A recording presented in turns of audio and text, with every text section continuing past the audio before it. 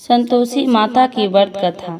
कंचनपुर नगर में एक बुढ़िया रहती थी। उस बुढ़ियों के 7 बेटे थे। सभी का विवाह हो चुका था। 6 बड़े बेटे तो काम करते थे, लेकिन 7वां बेटा अभी कोई काम नहीं करता था।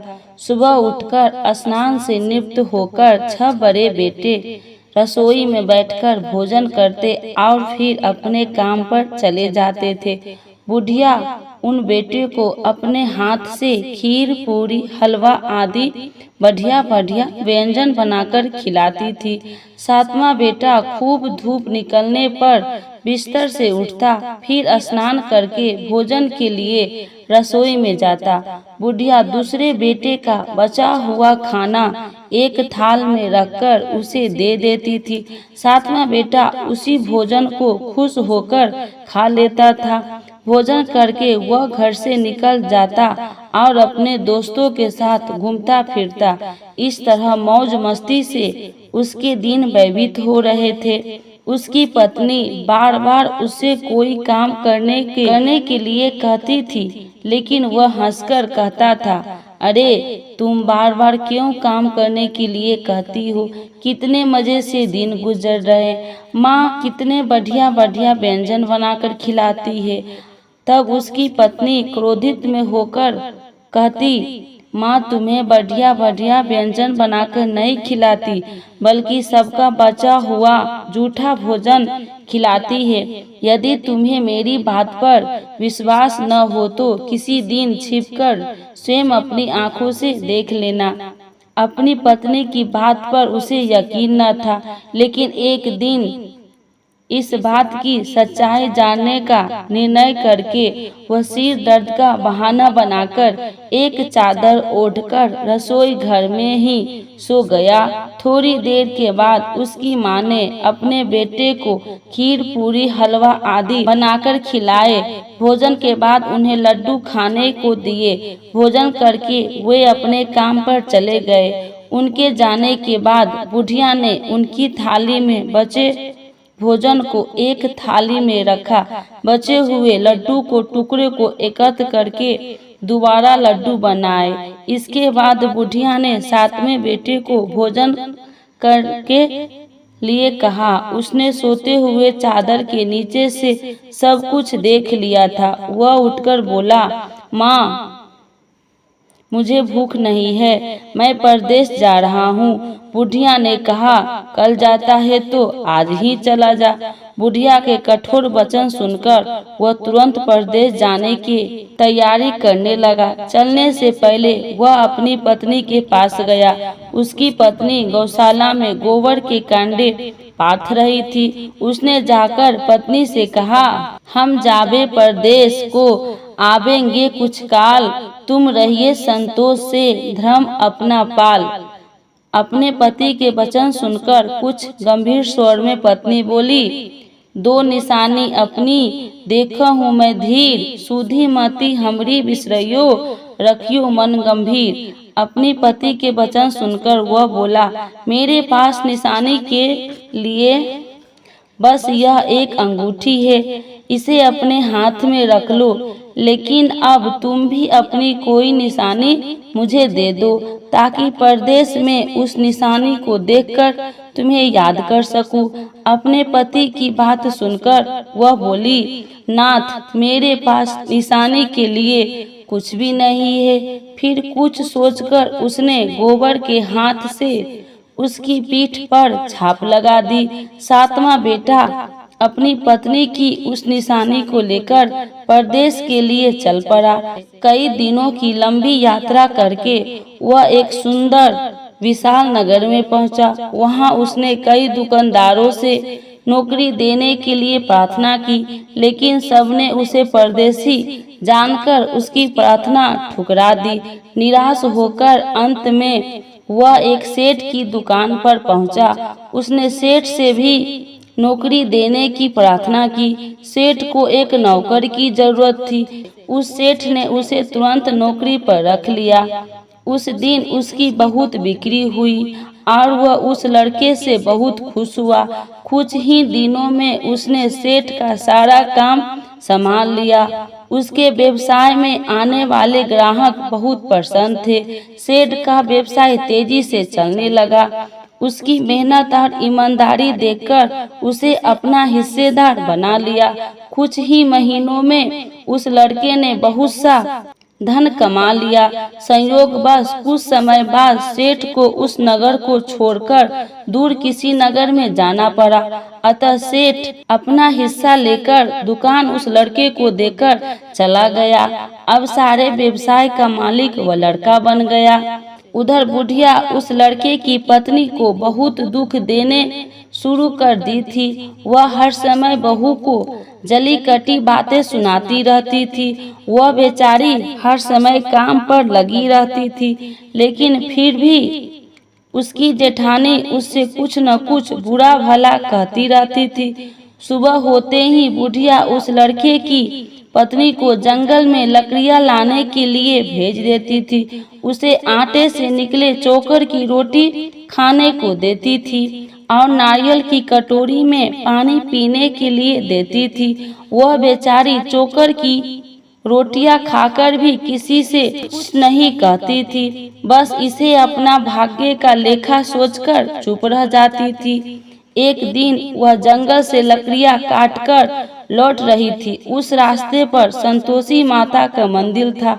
उस मंदिर के पास लकड़ियां का गठरा जमीन पर रख वह कुछ देर आराम करने के लिए रुकी। मंदिर में उसने बहुत सी स्त्री को पूजा करते देखा तो उसने पूछा, आप सब किसकी पूजा कर रही है? इस पूजा के करने से क्या पुण्य मिलता है? एक स्त्री ने उसे बताया, हम सब संतोषी माता का व्रत करके उनकी पूजा कर रहे हैं। संतोषी माता की पूजा करने से धन संपत्ति में भंडार भरता है, निडरता दूर होती है, परिवार में सभी सुख शांति से रहते हैं, लड़कियों का शीघ्र विवाह होता है और उन्हें स्वयं वर मिलता है, व्यवसाय में लाभ होता है, निसंतानों के घर में संतान होती है, पति अगर परदेश गया हो तो संतोषी माता की अनुकंपा से शीघ्र घर लौटता है, न्यायालय में कोई मुकदमा चल रहा हो तो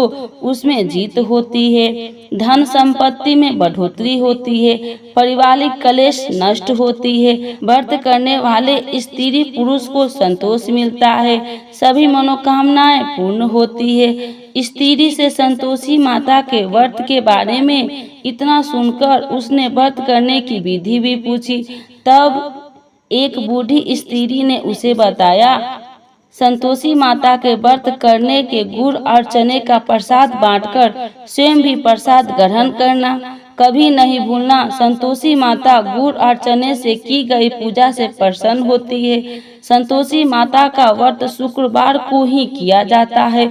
शुक्रवार को सूर्योदय से पहले उठकर स्नान से निवृत्त होकर संतोषी माता के मंदिर में जाकर पूजा करके व्रत कथा सुननी चाहिए। मंदिर में न जा सके तो घर के किसी कमरे में संतोषी माता का मूर्ति या चित्र रखकर छोटा सा मंदिर बनाकर पूजा करनी चाहिए। व्रत करने वाले व्यक्ति को उस दिन कोई भी खट्टा चीज या खट्टा फल नहीं खाना चाहिए। घर में भी किसी को खट्टी चीज नहीं खानी चाहिए। संतोषी माता के व्रत के बारे में सभी बातें पूछकर सातवें बेटे की बहू ने मन में निश्चय किया कि आज सारी लकड़ियां बेचकर गुड़ और चने खरीदकर आने वाले शुक्रवार को संतोषी माता का पूजा अवश्य करूंगी। उसी दिन उसने लकड़ियां बेचकर गुड़ और चने खरीदे। शुक्रवार को सूर्योदय से पूर्व उठकर उसने स्नान किया, फिर एक कलश में स्वच्छ व ताजा जल भरकर चने और गुड़ के साथ जंगल की ओर चल पड़ी। रास्ते में संतोषी माता के मंदिर में जाकर उसने संतोषी माता का विधिवत पूजा की और व्रत कथा सुनी। फिर संतोषी माता के चरणों में सिर रखकर प्रार्थना की, हे माता मेरे कष्ट दूर करो, मैं हमेशा तुम्हारी पूजा करूंगी। मेरा पति परदेश से सकुशल लौट आए। संतोषी माता का स्मरण करते हुए उसने आसपास वाले को गुड़ और चने का प्रसाद बांटकर थोड़ा सा प्रसाद स्वयं भी ग्रहण किया। इस प्रकार सातवें बेटे की बहू ने हर शुक्रवार को संतोषी माता का विधिवत व्रत करना आरंभ कर दिया। दूसरे शुक्रवार को उसने व्रत किया तो उसके पास पति का पत्र आ गया। तीसरे शुक्रवार को पति का भेजा हुआ रुपया आ गया। इस पर घर के लोग उससे ईर्ष्या करने लगे। जेठानियां ताने देने लगी, अरे अब तो पति का पत्र आने लगा है, रुपया भी आने लगा है। घर के बच्चे भी बार बार कहने लगी, अब तो चाची के पास रुपया आने लगा है, अब वह किसी से सीधे मुंह बात भी नहीं करेगी। वह बेचारी सबके ताने सुनकर चुप रह जाती थी। वह हर शुक्रवार को संतोषी माता के मंदिर में व्रत करने और कथा सुनने के बाद उनके चरणों में सिर रखकर प्रार्थना करती थी, हे माता मैंने आपसे धन नहीं मांगा था, मैंने तो अपने पति के स्वकुशल लौटने की प्रार्थना की थी। एक दिन उसकी प्रार्थना सुनकर संतोषी माता ने प्रसन्न होकर कहा, जा बेटी तेरी मनोकामना पूरी होगी, तेरा पति शीघ्र घर लौटेगा। वह बेचारी संतोषी माता के वचन सुनकर खुशी खुशी घर लौटी। उधर सातवां बेटे दुकानदार इतना व्यस्त हो चुका था कि उसे पत्नी और घर की कोई स्मरण नहीं था।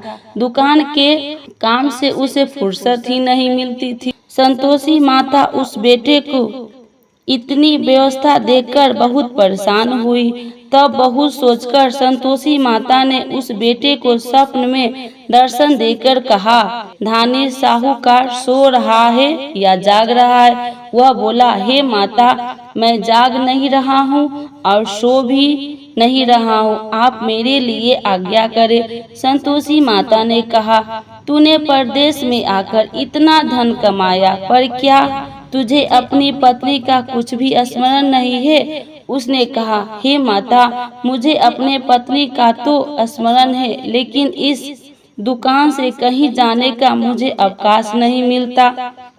अब देखो ना सारा रुपया व्यवसाय में लगा हुआ है, जब तक सारा रुपया वापस नहीं आ जाता मैं अपने घर कैसे जा सकता हूँ।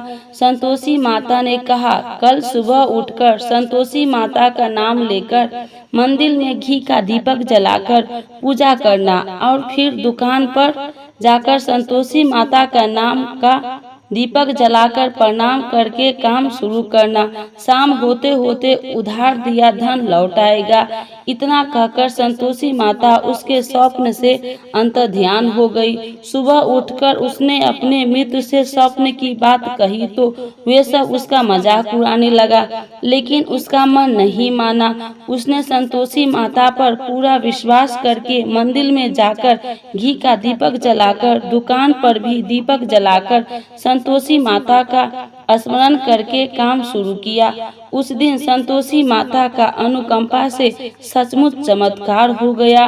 उधार सामान ले गए लोग जल्दी जल्दी रुपया लौटाने आने लगे। देखते ही देखते रुपये का ढेर हो गया। शाम तक सारा धन लौट आया। दुकान का सारा सामान हाथों हाथ बिक गया। अब संतोषी माता को नमस्कार करके वो अपने घर लौटने की तैयारी करने लगा। उधर सातवें बेटे की पत्नी प्रतिदिन की तरह जंगल से लकड़ियां काटकर घर की ओर लौट रही थी। लकड़ियां का बोझ अधिक होने के कारण उसने मंदिर के पास गठरा उतारकर संतोषी माता के चबूतरे पर बैठकर थोड़ा सा विश्राम किया। तभी उसे दूर से धूल उड़ती दिखाई दी। उसने संतोषी माता से पूछा, हे माता आज यह धूल कैसी उड़ रही है? माँ ने प्रसन्न होते हुए कहा, आज तुझे तेरी पूजा का फल मिलेगा। तेरा पति परदेश से लौट रहा है, यह धूल उसके लौटने से उड़ रही है। अब तू इन लकड़ियों के 3 हिस्से कर, एक हिस्से नदी के किनारे रख, दूसरा हिस्सा मंदिर में रख और तीसरे हिस्से को सिर पर रखकर घर ले जा। तेरा पति लकड़ियाँ देखकर रुकेगा, लकड़ियाँ जलाकर भोजन बनाकर खाएगा और फिर घर जाएगा। तू घर पहुंचकर लकड़ियाँ का गठरा आंगन में डालकर कहना, सासू जी लकड़ियाँ का गठरा ले आई हूँ, चोकर की रोटियां और नारियल की कटोरी में पानी दे दो। फिर पूछना, आज घर में कौन मेहमान आया है। संतोषी माता की बात सुनकर वह खुश होती हुई घर की ओर चल पड़ी। कुछ देर बाद उसका पति वहां पहुंचा और लकड़ियां का ढेर देखकर उसने भोजन बनाकर खाया। फिर कुछ देर विश्राम करके वह घर पहुंचा। उधर बहू ने लकड़ियां का गठरा जमीन पर डालते हुए जोर से आवाज लगाई, सासू जी लकड़ियां ले लो, चोकर की रोटियां दे दो, नारियल की कटोरी में पानी दे दो, आज घर में कौन मेहमान आया है। यह सुनकर उसकी बुढ़िया सास बोली, बहू ऐसा क्यों कहती हो, तेरा पति ही तो परदेश से आया है। नहा धोकर मीठी खीर खा, नए कपड़े पहनकर पति के पास बैठ। उसके पति ने कमरे की खिड़की से सब कुछ देखा और सुना। उसने कमरे से बाहर आकर भिखारी की तरह खड़ी अपनी पत्नी को देखकर कहा, माँ यह औरत कौन है। माँ ने कहा, बेटे यह तेरी बहू है, जब से तू परदेश गया है तभी से इसने ऐसा हाल बना रखा है और सारा दिन गांव में ऐसे ही जानवरों की तरह घूमती फिरती है और घर का कोई काम नहीं करती है और नारियल की कटोरी में पानी मांग रही है। 7वां बेटा गंभीर होकर बोला, माँ मैंने इसकी सारी बातें स्वयं अपनी कानों से सुनी है, मुझे बराबर वाले दूसरे घर की ताली दे दो, मैं उसी घर में रहूंगा। बुढ़िया माँ ने उस बेटे को दूसरे घर की ताली दे दी। वह अपनी पत्नी के साथ उस घर में आनंद से रहने लगा। उसके पास धन की कोई कमी नहीं थी, घर को महल जैसा सुंदर बना लिया। अगले शुक्रवार को उसकी पत्नी ने कहा, प्राणनाथ मैं संतोषी माता का व्रत करती हूँ, संतोषी माता की अनुकंपा से ही मेरे सब काम पूरे हुए हैं, अब मैं व्रत का उद्यापन करनी चाहती हूँ। पति ने कहा, अभ्यास करो, मैं उद्यापन के लिए सब सामान एकत्र करता हूँ। बहू ने अपनी जेठानी के लड़कों को भोजन के लिए बुलाया। सभी जेठानियाँ उसकी धन और संपत्ति और वैभव से ईर्ष्या करने लगी थी। जेठानिया ने अपने बच्चे को सिखा दिया कि तुम भोजन के समय खट्टी चीजें मांगना। वे नहीं चाहती थी कि उसका उद्यापन पूरा हो। संतोषी माता की पूजा के बाद जब बच्चे को भोजन के लिए कहा गया तो सब खटाई मांगने लगा। बहू ने कहा, खटाई किसी को नहीं मिलेगा। तब सभी बच्चे उससे पैसा मांगने लगे। बहू ने उनकी बुरी भावना के बारे में कुछ जानती नहीं थी, उसके बच्चे को पैसे दे दिए। बच्चे दौड़ते हुए बाजार गए और इमली लेकर खाने लगे। बच्चे को पैसे देने और उनके इमली खाने से संतोषी माता क्रोधित हो गई। उनके प्रकोप से उसी समय राजा के सैनिक 7वां बेटे की दुकान पर पहुंच और उसे पकड़कर ले गए। भोली बहू रोने लगी, जेठानियां ताने देने लगी, अरे बेईमानी से कमाकर धन लाया था, इसीलिए राजा के सैनिक पकड़कर ले गए। अब बंदीगिरी में रहना पड़ेगा, साथ ही राजा सारा धन भी छीन लेगा। 7वें बेटे की बहू रोती हुई संतोषी माता के मंदिर गई और उनके चरणों में सिर रखकर प्रार्थना करने लगी, हे संतोषी माता, मुझसे कौन सी भूल हुई, आपने किस अपराध की इतनी बड़ी सजा दी है। संतोषी माता ने तुरंत प्रकट होकर कहा, बेटी तूने उद्यापन में बच्चे को पैसे देकर बहुत बड़ी भूल की है। उन पैसों से बच्चों ने खटाई खाकर तेरे व्रत को नष्ट किया है।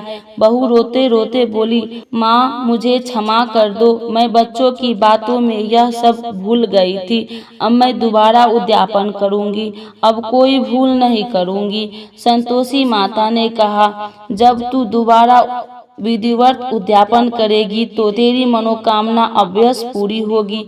मंदिर से घर लौटते हुए रास्ते में उसे उसका पति वापस आता हुआ मिल गया। बहू ने पूछा, राजा के सैनिक आपको क्यों पकड़ कर ले गए थे? वह हंसते हुए बोला, मैंने इतना कमाया था, उसका कर टैक्स नहीं दिया था, इसीलिए राजा ने मुझे बुलाया था।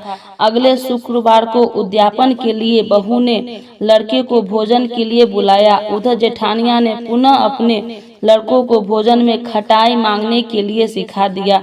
संतोषी माता की पूजा के बाद गुड़ और चने का प्रसाद बांटकर बहू ने स्वयं भी प्रसाद ग्रहण किया। बच्चों को जब भोजन के लिए बैठाया और खीर पूरी हलवा खाने के लिए कहा तो वे बोले, हमें खीर हलवा अच्छा नहीं लगता है, हमें तो खट्टी चीजें खाने को दो। बहू ने कहा, किसी को खट्टी चीज खाने को नहीं मिलेगी और मैं तुम्हें पैसे भी नहीं दूंगी। खीर पूरी हलवा खाना है तो खाओ।